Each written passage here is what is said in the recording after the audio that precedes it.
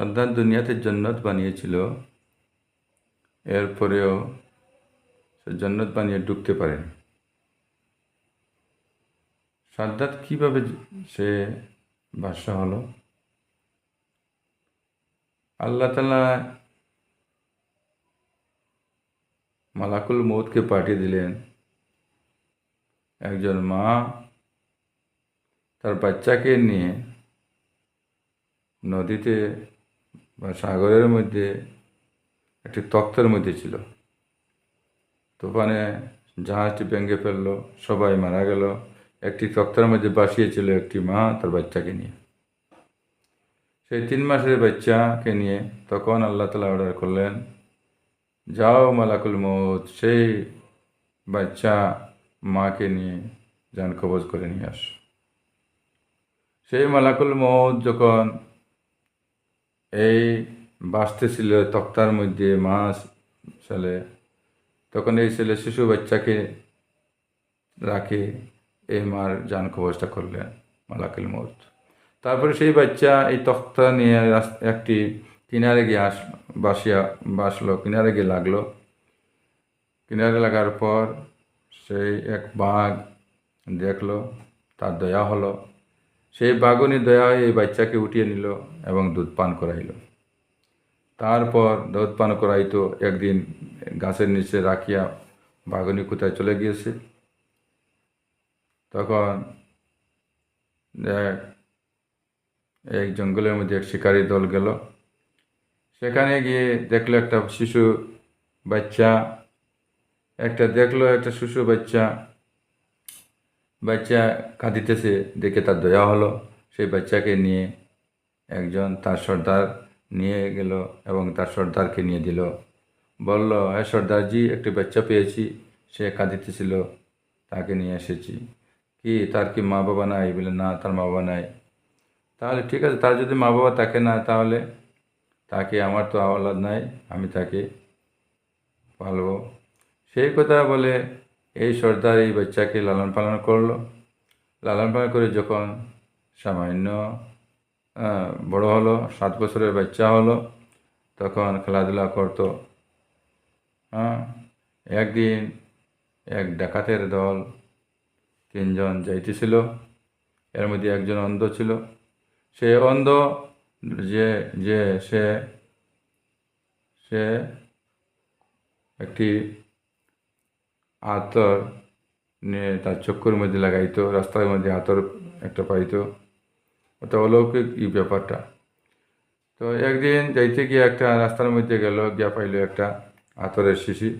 সে আতর তার চক্ষুর মধ্যে লাগাইবে, সুরমাটা তার চক্ষুর মধ্যে লাগাইবে, আতর সুরমা লাগাইবে, চক্ষুর মধ্যে লাগাইলে সে দেখতে পায়, আরাম পায়। তখন সেইভাবে এইটার উঠানোর পর তারা বাচ্চারা যখন এই জায়গার মধ্যে খেলাধুলা করতেছিল, সব বাচ্চারা ওদেরকে দেখে পালিয়ে গেল। কিন্তু সাদ্দাত পালাইল না, সে ভাগিল না, সে সাহসী ছিল, সে দাঁড়াইয়া রইল।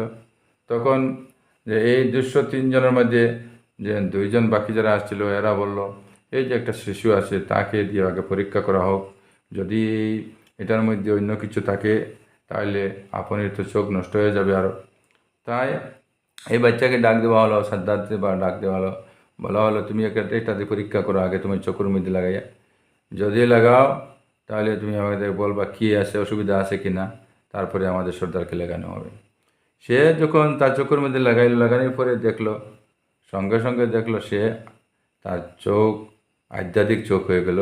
মাটির নিচে কী আছে সব দেখতে পায়, কি হবে না হবে সব কিছু এর জন্য কুড়িয়াত পার করতে পারে। কি মাল আছে, কোন জায়গার মধ্যে সোনা আছে, কোন জায়গার মধ্যে হীরা মণিমুক্তা আছে, সব দেখতে পায়। তখন কিন্তু সে এটা বললো এটা যদি বলি তাহলে অসুবিধা হবে। তখন সে বলল, সে চালাক ছিল, সে বলল, চোখের যন্ত্রণা হইতেছে, জ্বলতেছে, খুব কষ্ট পাইতেছি, কি যেন আপনারা আমাদেরকে লাগাই দিলেন, কষ্ট পাইতেছি, সেই কথা বলে তখন তারা বলল, ঠিক আছে, এটা নিল না, তারা চলে গেল। আর সে এই শিশুটি এই বোতলটি নিয়ে তার ঘরের মধ্যে বাড়িতে গিয়ে গেল। তার বাড়িতে গিয়ে তার বাবাকে বলল, যে তাকে লালন পালন করেছে তাকে বলল যে, বাবা, এরকম ব্যাপার, আমি এখন সবাই দেখতে পাই, আমরা ধনী হয়ে যাব, অনেক মাল কুড়িয়ে আনতে পারবো। তখন বাবা খুশি হলো, খুশি হয়ে অনেক সম্পত্তি তার সে এটা চোখের মধ্যে লাগায়। তখন যে যে সম্পত্তি যেগুলো আছে সেগুলো উঠাইয়া সেটা ধনী হইতে থাকলো। এমনভাবে এমন ধনী হইতে হইতে এমনভাবে হয়েছে সে সে পুরো আস্তা এলাকার মধ্যে সবচেয়ে বড় ধনী হয়ে গেল। তখন এই এলাকার যে বাদশাহ, তার বাদশার লোকে টক্কর দিতে দিতে অবশেষে সেই বাদশাহ তাকে নিয়ে নিল। আর সেই বাদশার সাথে তার যুদ্ধ হলো, যুদ্ধে সেই বাদশাহ হলো। আর সেই বাদশাহ হয়ে তারপরে সেই বাদশাহ সে কী করছে, একটি জন্নত বানাইছে, কিন্তু সেই জন্নতে সে ঢুকতে পারেনি। আল্লাহ অর্ডার করলেন, মালাকুল মৌত যাও, সে জন্নতে ঢুকার আগে তাকে মৃত্যুদান করিও। তখন আজরাইল গিয়া তাকে গিয়া দাঁড় করাইলেন এবং ধমক দিলেন। সে বলল, না তুমি কে? বললেন, আমি মালাকুল মৌত। তখন বললে, আমার সময় দেবে। না, সময় দেওয়া যাবে না। তারপর তাকে জান কবজ করা হলো।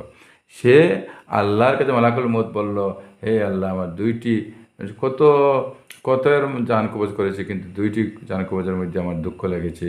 এক নম্বর, সে জান্নাত বানিয়েছিল, কিন্তু তাকে তো আর জান্নাতে ঢুকতে দেওয়া হয়নি। 300 বছর মেহনত করে সে জান্নাত বানিয়েছে, কত নাজ নিয়ে সে সৃষ্টি করেছে, কিন্তু সে ঢুকতে পারেনি, দেখতে পারেনি।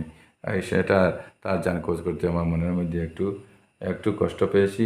আর একটা মহিলা একটা বাচ্চা, ছোট বাচ্চা রাখিয়ে যে নদীর মধ্যে তক্তার মধ্যে ছিল, তার জান কবজ করতে আমার কষ্ট লেগেছে। তখন আল্লাহ তাআলা বললেন, সেই বাচ্চা কে জানো? এই সন্তান। এখন তার মার জান কবজ করতে তোমার কষ্ট হয়েছে, আর এখন তার জান কবজ করতে তার মা এবং তার তার ছেলে। দেখেন, আল্লাহ তাআলা যা চান তা হয়। আল্লাহ তাআলা যা চান তা হয়। সেই সাদ্দাত কিয়ত থেকে সে বাদশাহ হয়ে গেল এবং দুনিয়ায় খুদাই দাবি করলো। হ্যাঁ, খুদাই সে দাবি করলো। সে বলল সে খুদা। দেখেন, আল্লাহ তাকে ধরছেন, এমনভাবে ধরছেন তার সেই ধরা তার কামিয়াব হইতে পারলো না, আর জান্নাত